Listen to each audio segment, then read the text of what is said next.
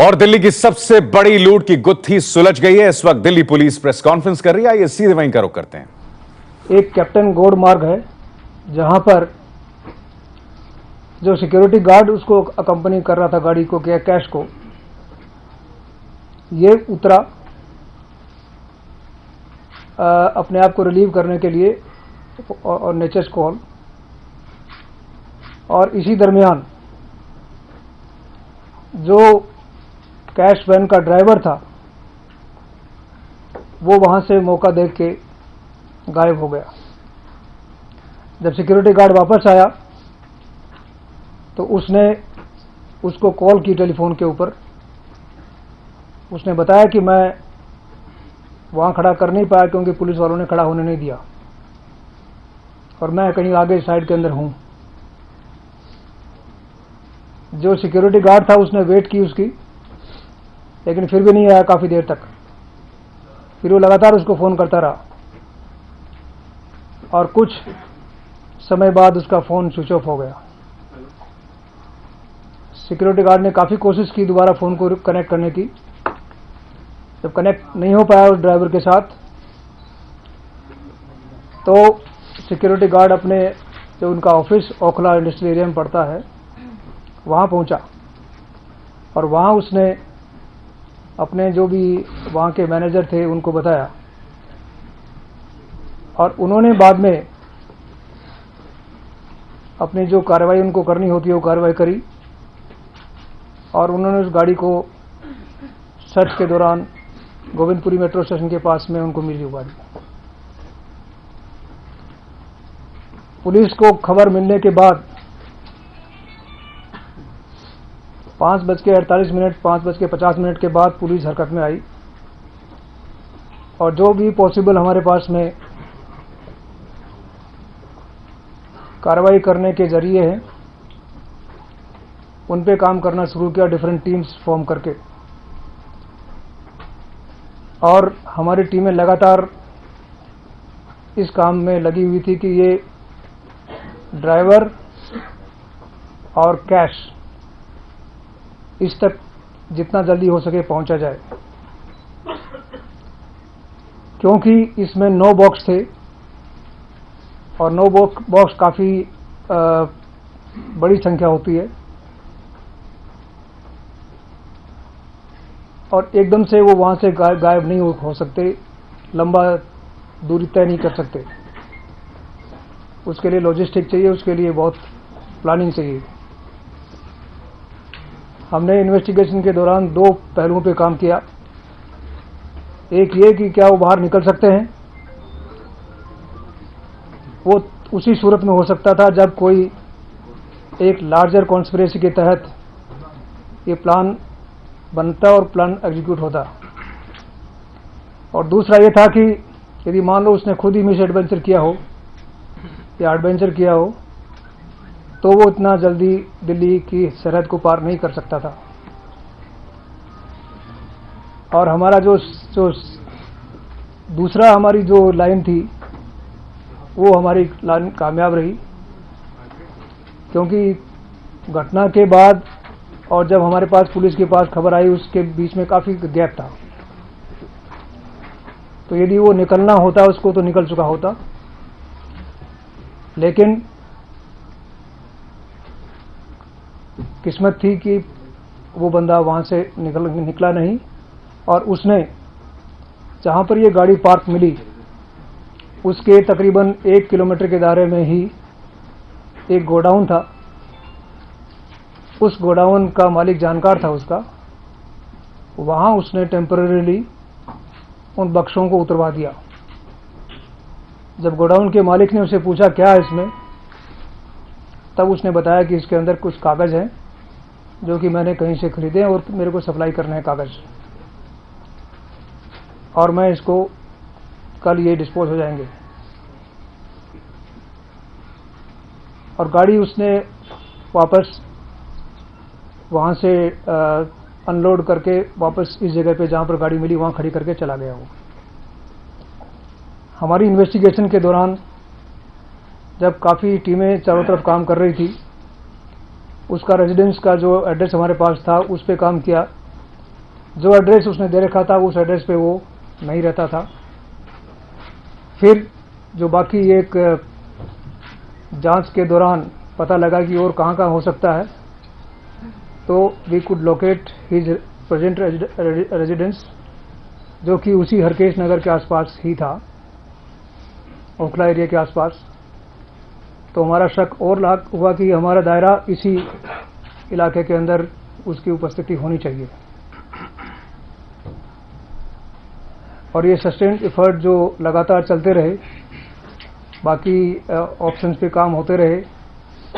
Originally ये बलिया का रहने वाला ड्राइवर है, तो हमारी टीमें वहाँ भी डिस्पैच हो चुकी थी रात को। कहने का मतलब है कि जितनी भी कार्रवाई हम कर सकते थे वो तमाम कार्रवाई पैरेलल चल रही थी।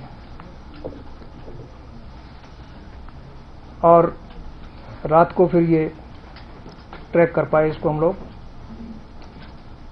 और उसके बाद ये तमाम जितने बॉक्सेस थे वो सब हमको मिले उस गोडाउन के अंदर।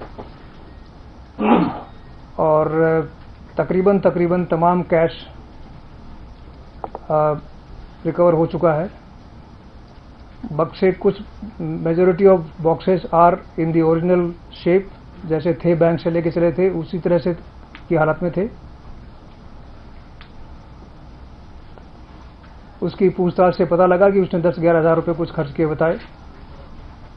बाकी तो जब जांच करेंगे, बैंक ऑफिशियल्स आएंगे, तमाम चीज़ें चेक करेंगे, तो उससे पता लग पाएगा कि एग्जैक्टली कितना अमाउंट इसमें से इसने खर्च कर दिया है। क्योंकि समय उसके पास इतना समय नहीं मिल पाया कि वो खर्च कर पाता या कहीं से इधर उधर उसको गायब कर पाता। जहाँ तक ये कंपनी की बात है, SIS कंपनी, ये सिक्योरिटी एजेंसी है जो कि कैश को ट्रांसपोर्ट करने का काम करती है। ये ड्राइवर इस कंपनी में तकरीबन सितंबर से शायद ये नौकरी इसने ज्वाइन करी है। उससे पहले किसी और कंपनी में काम करता था। और ये जो गार्ड है, ये गार्ड भी इसी कंपनी में काम करता है। ये कहीं सुल्तानपुरी के इलाके में रहता है। तो इन्वेस्टिगेशन के दौरान जैसे आप लोगों ने कहा कि ये भी शामिल हो सकता है, वो भी शामिल हो सकता है, तो हम तमाम एंगल्स पे काम कर रहे थे। अब तक की इन्वेस्टिगेशन ये है कि ये लड़का खुद उसने एकदम से इंस्टेंटेनियसली उसके दिमाग में एक plan to commit this crime आया और उसने हरकत करी। बाकी क्योंकि समय अभी बहुत कम मिल पाया उससे पूछताछ करने का, पूछताछ के दौरान जो और बाकी तथ्य सामने आएंगे आप लोगों के सामने रखे जाएंगे। इसका पुलिस वेरिफिकेशन कंपनी ने करा रखा था। पुलिस वेरिफिकेशन के अंदर एज पर द रिपोर्ट उसके खिलाफ कोई अभी तक क्रिमिनल रिकॉर्ड नहीं मिल पाया है। आपके कोई सवाल है तो? सर 11,000 रुपए कहाँ खर्च कर दिए थे? ये बताएंगे आपको, चेक करके। वो बता रहा है कि मैंने 11 खर्च कर दिए क्योंकि अभी काउंट नहीं हुआ पैसा। सर एक घटना के हम समझना चाहेंगे सर, कितने बजे ये वारदात हुई, कितने बजे आपको कॉल मिला, कितने बजे? देखो ये कितने बजे वो ये जो तकरीबन जो बैंक वालों से और ये जो सिक्योरिटी एजेंसी से बात करने से पता लगा 2:30 के आसपास ये चले हैं वहाँ से, और 4 कैश वैन चले। सर कहाँ से चले थे 2:30 के आसपास? वेस्ट दिल्ली से चले और 2:30 के आसपास चले हैं ये लोग। 4 कैश वैन थे, 3 पहुंच गए, 1 ही नहीं पहुंच पाया था। और इनको इनका जो ऑफिस है वहां से इनको आगे डिस्ट्रीब्यूट करने का इनका तरीका होता होगा, उसको उस तरीके के माध्यम से वो अपना डिस्ट्रीब्यूट करते हैं। सर वायलेशन इसमें आपको लग रहा है कि जब अगर वहाँ से 4 कैश वैन थी और करीब 36 करोड़ के आसपास का अमाउंट था, तो एक ही गाड़ी में इतना ज्यादा अमाउंट क्यों था और सिर्फ 2 ही जने उसमें क्यों थे? देखो वो भी सिर्फ 2 ही लोग उसके। देखो ये जहाँ तक इनका जो गाइडलाइंस है, इसमें बैंक की गाइडलाइंस होंगी या किसी भी RBI की गाइडलाइंस होंगी कि इतना बड़ा कैश अमाउंट लेके चलने के क्या क्या उनको प्रिकॉशंस लेने चाहिए, वो एक हमारी जांच का विषय है। उसमें जो सामने आएगा, जो एक्शन बनेगा, वो उसको हम एग्जामिन करके जरूर लेंगे। गोदाम मालिक की कोई भूमिका तो नहीं इसका? नहीं, अभी तक किसी की कोई भूमिका नहीं मिली है, क्योंकि गोडाउन मालिक उसका परिचित था, मतलब जानता था उसको, उसी इलाके में रहने वाला है वो लड़का, किराए पे रहता था लड़का ये। तो अभी तक उसकी कोई कॉम्प्लिसिटी नहीं। पूछताछ में इसने बताया क्यों नहीं भागा सर, ये इतने बड़े अमाउंट मैंने आपको बताया ना मैंने कि जो हमने दो आपको बताई थी प्रीमाइस की किस बेसिस पे ये हम इन इन्वेस्टिगेशन की लाइन हमने स्टार्ट करी। एक ये कि ये बाहर जा सकता है, वो तभी जा सकता था जब उसके पास में कोई ऐसी प्लानिंग हो और ऐसे बंदे और साथ शामिल हों। कितने बजे उसको कोई प्लानिंग नहीं थी सर इसकी? कोई प्लानिंग अभी तक की जांच के दौरान यही पता लगा है कि इसके दिमाग के अंदर एक खुराफात आई कि मैं इसको लेके निकल जाऊं। चलिए, खुराफात सडनली आई या पहले से कुछ? अभी तक की जांच के दौरान सडनली आई है।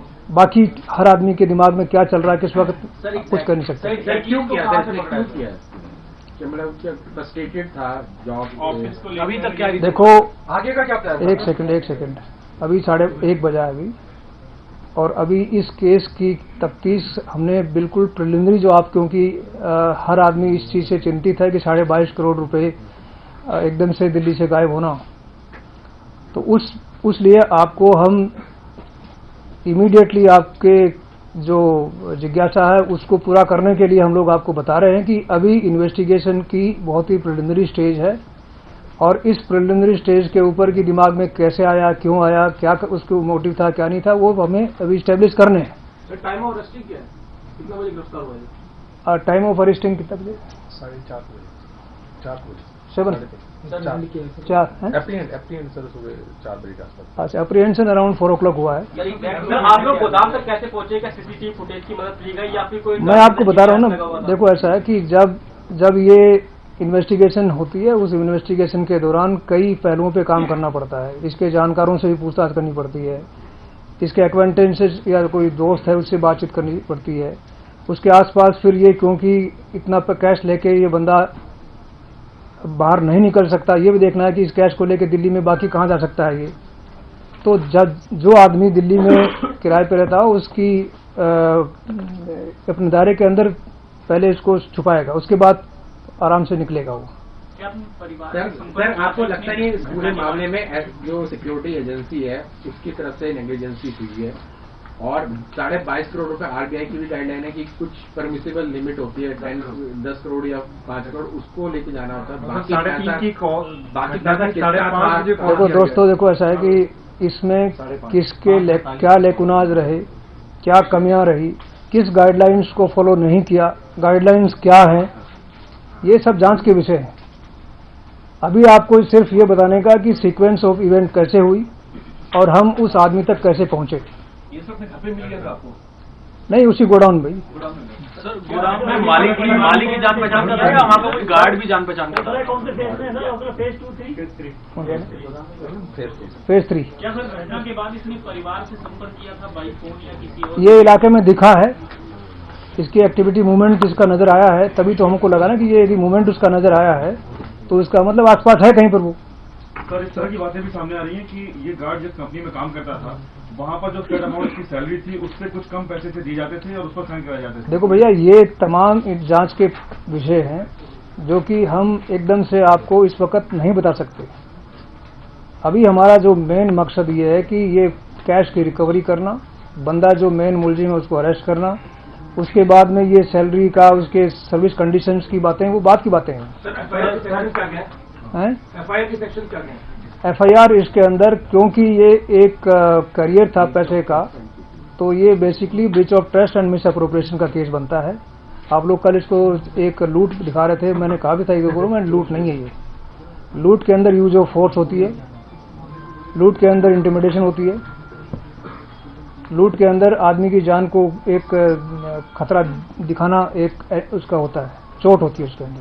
सर, हालांकि अभी इन्वेस्टिगेशन चल रही है उससे, लेकिन फिर भी एक मेरा सवाल है कि एक हाल ही में एक ऐसी मूवी भी आई थी जिसमें कैश वैन को लेके भाग जाता है वो और काफी परेशान होता है, क्या कुछ ऐसा भी अभी तक इसने बताया, क्या कोई मूवी वगैरह से आइडिया लिया था? देखो, मूवी हमने देखी नहीं है और इससे पूछेंगे भी।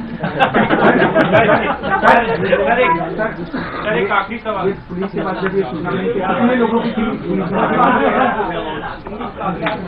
सर ये बैंक ने आपको क्या शिकायत? एक सेकंड।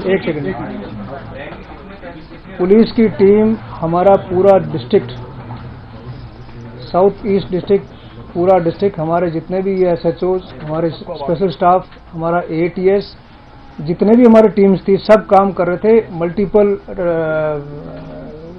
टारगेट्स को लेके, क्योंकि ऐसे केस के अंदर हम एक लाइन से काम नहीं चल सकता।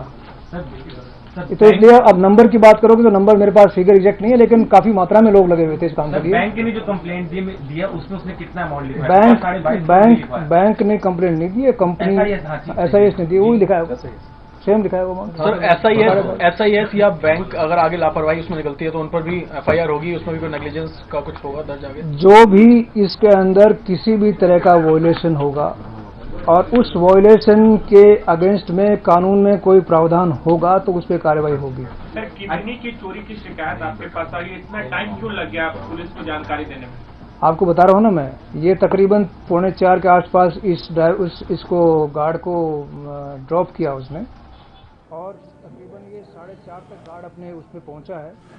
तो जॉइंट CP कृष्णैया जो बातें कह रहे थे सिलसिलेवार तरीके से हम आपको बता दें। सबसे बड़ी बात यह कि यह लूट का मामला नहीं है, क्योंकि लूट में जबरन एक तरह से किसी पर जोर आजमाइश होती है, जिस पूरी तरह से नहीं है। यह विश्वासघात का मामला है, और यह भी उन्होंने कहा इस प्रेस कॉन्फ्रेंस में कि इसमें उसके साथ कोई और नहीं है।